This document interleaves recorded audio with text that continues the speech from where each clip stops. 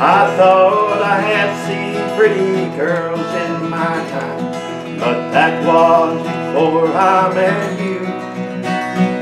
I never saw one that I wanted for mine, but that was before I met you.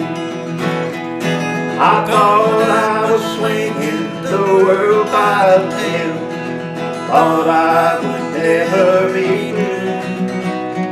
I thought I'd been kissed and I thought I'd been loved, but that was before I met you. Hey guys, welcome back to Whale Wire's Old Iron.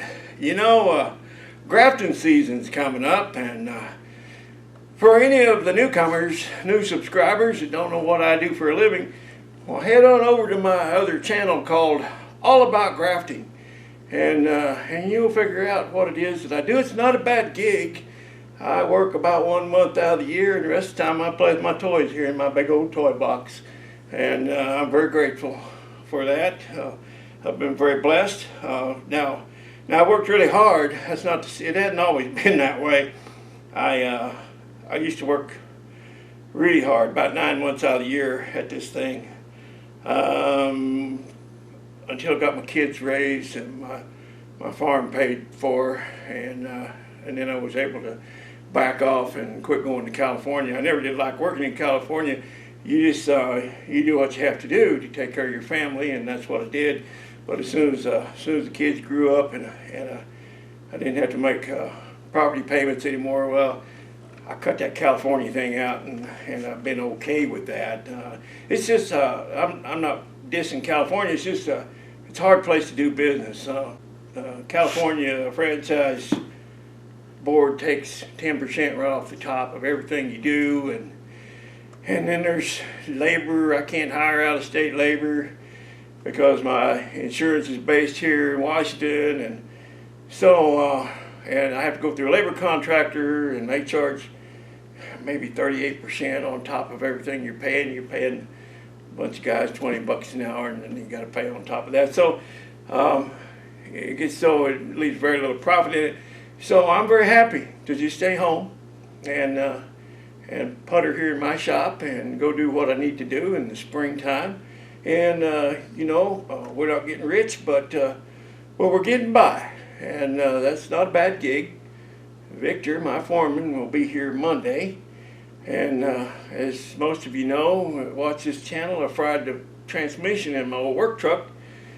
Well, I ordered one. They wanted $4,800 to rebuild it here in town, and ordered reman from a company that I've dealt with before and been happy with them. I ordered the transmission for my son's S10 pickup when we put that 327 V8 in it, and I put a 700 R4 in that, and they set it up the way I wanted it, and the highest all torque converter and all that. So Victor gets here Monday, transmission gets here Wednesday. We should be able to swap them out and be ready to start grafting by the weekend, or at least by the following Monday. So we got a few jobs to look at. I've been on the road this week looking at jobs, and the reason I bring all this up is because during my grafting season I don't have time to make rat rod videos usually. I may get a little time here and there, but I'm the chainsaw man, and I go out there, and sometimes I can get my chainsaw work done and get out of the field early and come home and tinker on this, and I'm hoping that's how it'll work out. But we'll see. You know, it's just, of course, here it is, right when we start grafting, the price of gasoline is going to go to $6 a gallon or whatever, you know, and here we go. Sometimes it's hard to keep a profit in it. But at any rate, I'm starting my 41st season. Actually, I started commercial grafting in 1981. I've been doing it, making a living at it ever since then. But actually before then, and back in 1974, I did my very first grafting.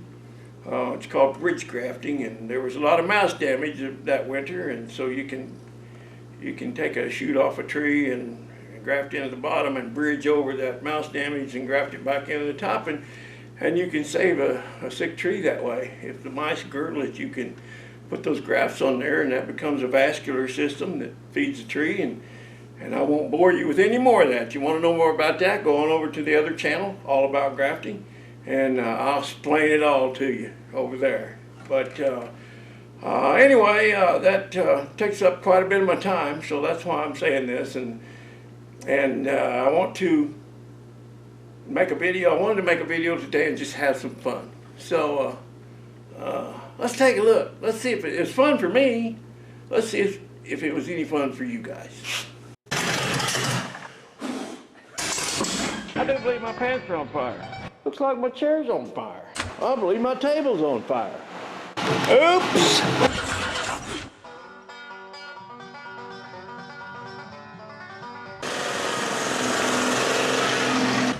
Hey, welcome to Rat Rod. My name's William Wire, and don't ever do what we do here on this channel. Well, look who's back. The brat's back. Noah's coming up today, and we're gonna put the other half shaft in it. And you know, the parts store had one, and I ordered one from good old Rock Auto, and but something came up, and we just didn't get to the other side, and so we're going to do that today. But before he gets here, I think I've got time to do a little project. There was a couple of people on in the comments on the last video talking about how I should run that cable down the backbone of that mount, and they're absolutely right. I was worried about it getting in this steering knuckle here, but it will look way better. I'll just attach it right there, and it follows the curve of the backbone, the bracket, and then I'll pin it up to the dash down here, and it still doesn't put it still won't put a bad kink in it or anything. I just want to be careful about that and not kink it. It'd be better if I could pin it down here, but I think that'll be okay, and that'll keep it from getting into that steering knuckle. And I think I have got time to do that before they show up. You know, one thing I had forgotten, and I was reminded when some people in the comments mentioned it, but I remember now that I used to put graphite in speedometer cables. And it dawned on me when somebody, well, there were several people commented about that, and they go, oh yeah, that's right. And I think I've even got a tube of it up there in the top of my toolbox, but the top of my toolbox looks like Mr. Heavy Chevy's workbench, so that's just not something I want to tackle right now, if you know what I mean.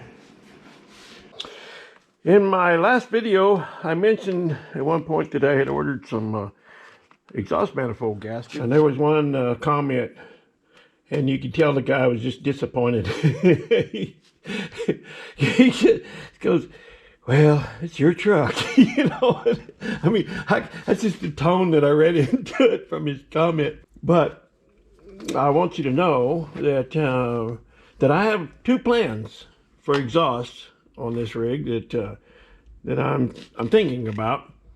Two different ways I can go. And so to the gentleman who was so disappointed in the last video when I mentioned these gaskets, I want to say to you that of my two plans for exhaust system, neither of those plans include using these manifolds. So I think you'll be okay with what I do down the road, but just temporary. I have to run something temporarily.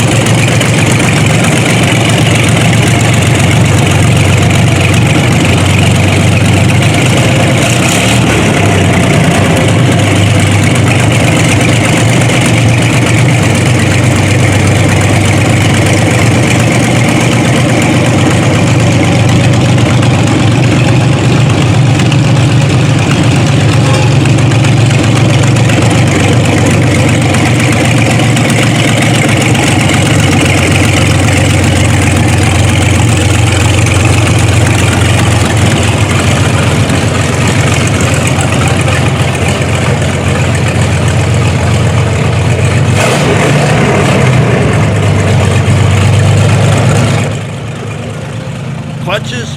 We don't need no stinking clutches. No, sir, just floating the gears.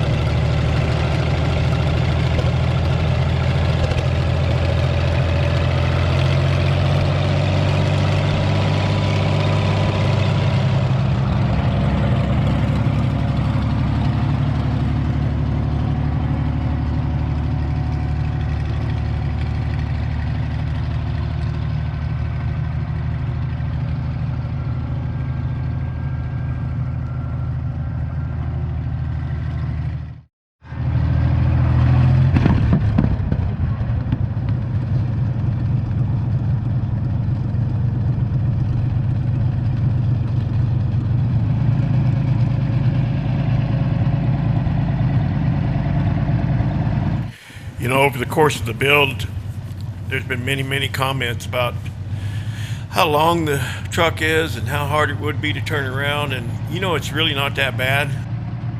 It's actually 2 inches shorter than that 72 Cadillac hearse that I had. So it's not bad at all. And it steers and drives really nice. Steers real easy.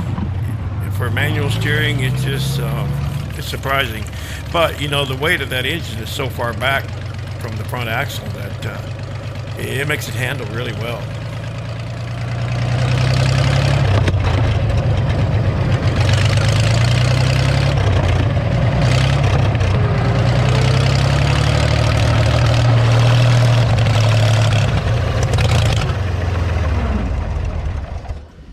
Yep, ran out of gas. Now the hose was a little too far into the can, so I just had to adjust it, pull it back a little so it'd go back down into the gas again. But it used quite a bit of gas just to go to the bottom of my driveway and back. So I reckon we're just going to figure smiles per gallon and not miles per gallon, because there ain't going to be many.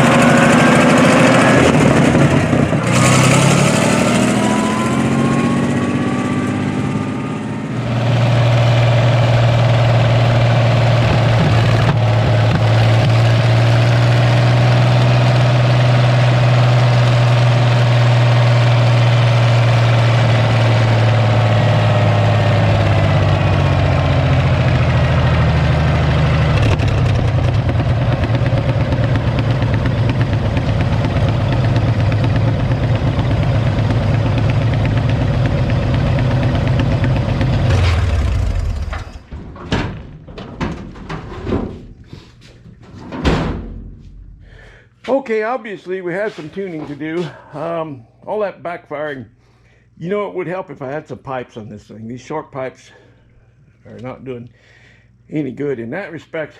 But also, I need to set the dwell and timing, because this thing it bottoms out over there. It's as far as you can turn the distributor shaft. So I need to pull it out. I need to pull it out, twist it a little, and re-stab it so that I have some timing adjustment, and see if we can get it timed right and get the points set right and get some pipes on it. And Jeff Bradshaw, he said, other than that fuel pump, this area is kind of clean, and he was talking to me about how to possibly you know, run these into a PCV valve or into the filter housing. I'm not going to run these. I wanted some of those big huge oil bath breathers from the 50s, and I got a couple out there. I just need to make sure I got a couple of matching ones.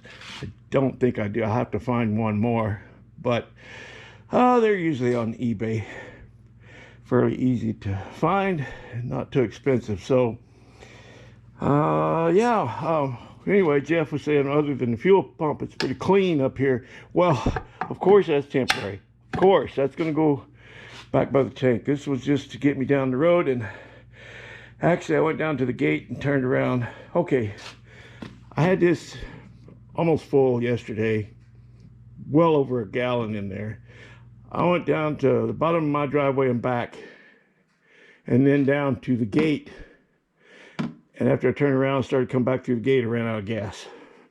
So it was, I had to change the hose position a little bit down there and get it down in the gas. There's still a little bit in there, but not very much, and it was almost full. So yeah, yeah, he's a thirsty old boy. I knew that going in. Fools rush in where angels fear to tread, and I'm in a hurry most of the time. I always say, I don't care if I'm going down a dead-end street backwards. As long as I'm going 100 miles an hour, I'm happy.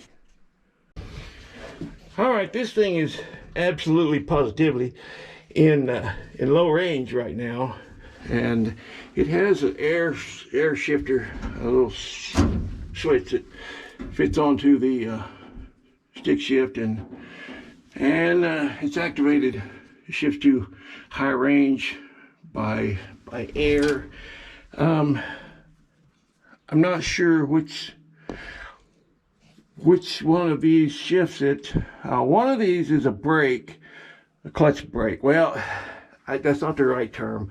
There was a guy quoted it in a comment, and he had the right terminology, and I can't remember what it was. But anyway, this thing does not have the traditional clutch brake where you push it all the way to the floor, and then that breaks the clutch so you can like take off at a stoplight, and it'll just stop all the gears. Well, this one works differently. It somehow, one of these mechanisms here, I don't know if it's that one over there or if it's this one over here, but one of them will bind the gears. It holds the gears somehow.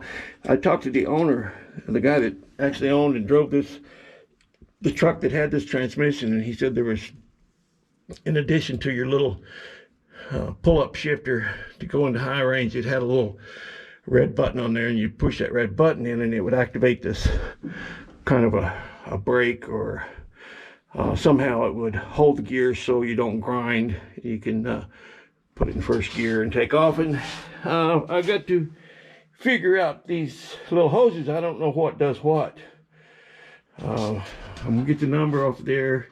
One guy here a while back said you could contact Eaton Fuller, and they could help you out if you got the transmission model number and everything. It looks like the ID plate's right there. So yeah, I need to figure that out, because I know people tell me you use all those gears. Well, I know that, other than just running through all the gear, all 10 of them, just for fun, or just basically showing off. There's absolutely no reason for those lower 5 gears. I don't expect to ever use them. And the clutch thing works out good, because you only use the clutch once, just to take off, and then the rest of the time you're just floating the gears, and yeah, that's all good. I've still got to bend this gear shift. It's a little too close. I'm knuckle dragging right there, so I'm gonna have to send it. Send it that way a couple of inches, but we're getting there. Anyway, yeah, I don't have time to deal with this air system. I wish I knew which hose it was. I could maybe just shoot some air to it and get it shipped into high range, but it's not like I'm going to take it out on the freeway today. So I'm kind of getting ready for grafting. And yeah, anyway, yeah, we got 10 gears and don't need them all, but boy, it's fun. I wanted to ramble and always be free, but that was before I met you. I said that no woman could ever hold me, but that was before I met you. I thought I was swinging the world by the tail. I thought I would never be blue. I thought I'd been kissed, and I thought I'd been loved, but that was before I met you. Hey guys, I hope you enjoyed the video, and I'm glad you came around today. I had a lot of fun. Hope you did too. Until the next time, which might be a couple weeks, I want to say to my family, I love you, and to my subscribers, I sure do appreciate you. See you next time.